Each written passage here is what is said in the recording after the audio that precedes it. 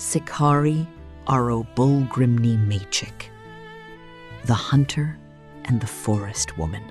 Long, long ago, way before any road carved up these hills, before axes and iron ever bit into the old trees, there was this forest the old people never spoke about by name. They just called it the Silent One. Because once something or someone went in too deep, love didn't always come back out with you. Down at the edge of the hills in our little Garo village, there was this young hunter named Rikum. Rikum had always been a quiet boy. Even in a village full of chatter, his words were few, but they carried weight. Everyone knew him as steady, strong, and careful, yet there was a part of him no one had ever seen, a part that yearned for something just out of reach. Then came the evening when everything changed. He was walking near the hills, chasing a fading melody that seemed too fragile to exist, when he saw her, a girl standing by a pool of water, her hair dark as the night, her eyes carrying a sorrow he could not name.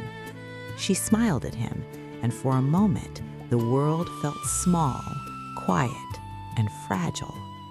That was the moment Rikum realized love could arise silently, unexpectedly, and it could change everything. It was right at dusk. The sky was on fire behind the ridges, gold and angry, and the forest looked like a black wall standing between this world and something else. He didn't even think. He just started walking toward it, deeper in, past trees that seemed to lean closer, until he reached this small, mirror-still pool. And there she was, a girl standing by the water, hair long and dark like it carried the night itself, eyes full of something heavy, sorrow maybe, older than both of them. She wore plain white, but it looked too clean, like time hadn't touched it. She turned, saw him, and smiled. "I'm Chisik," she said. Her voice, it felt familiar, like something he'd dreamed once and forgotten. He should have backed away right then, but his feet wouldn't move. After that, every evening he came back. They'd sit under the big old trees, talk about small things, share stories, laugh like the village and the fields and the rest of life didn't exist beyond those branches. Weeks slipped by, and he fell for her helplessly, but there was always this wall between them.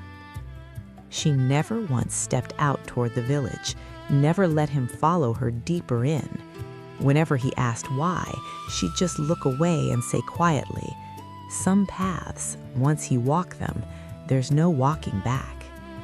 One night he couldn't hold it in anymore. "Chisik," he said, "come with me, leave this place, come live in the village with me." Her smile disappeared. First time he'd seen her face like that, open, raw. "You don't understand," she whispered. He reached for her hand anyway. "I don't care if I understand. I just want you." Everything went dead quiet. Even the leaves stopped moving. Her fingers shook in his. Then slowly she pulled away. "I wasn't supposed to be found," she said.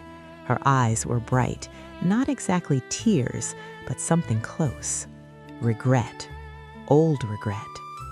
She told him then, long ago she'd been just a girl from another village. One evening she walked in here at dusk, heard a voice calling, followed it, and the forest chose her. "It kept me," she said, almost too soft to hear. "Now I'm part of it." Rikum felt the ground disappear under him. "No," he said, "then I'll stay here, with you." The trees seemed to sigh. The water rippled like it was listening. For a second, her face cracked open, pure pain. She told him, "If you stay, it'll take you too, forever." He stepped closer. "Let it." Long silence. the kind that feels like centuries. Then she looked at him, really looked, and gave the saddest smile he'd ever seen in his life. And she did the last thing he expected. She stepped back. "You have to go," she said. He shook his head, but the forest was already answering. Shadows stretched longer, trees seemed to slide together, the path he came on just gone. "Run!" she shouted, voice full of fear for the first time. He froze, just for a heartbeat, and in that heartbeat, she started to fade, like smoke in morning light. "I'll forget your face," she said, so gently it broke him. "That's how it keeps me." He reached. His hand went straight through her. "Go," she whispered, "before it remembers you too." And then she was gone.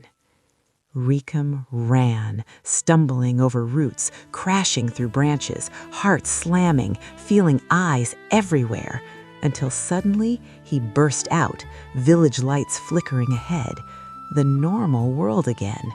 But he wasn't normal. He went back the next day, and the day after that, and the day after that. No song, no voice, no girl waiting by the water, just silence. The elders still say, on quiet nights when even the wind holds its breath, you can sometimes hear it, that same soft, sad, beautiful song drifting out from deep inside. If you follow it, you might see her, but you won't come back the same person. And maybe that's the real warning. In the silent forest, love isn't always meant to be held forever. Sometimes it's only meant to live in your memory and ache there quietly for the rest of your days.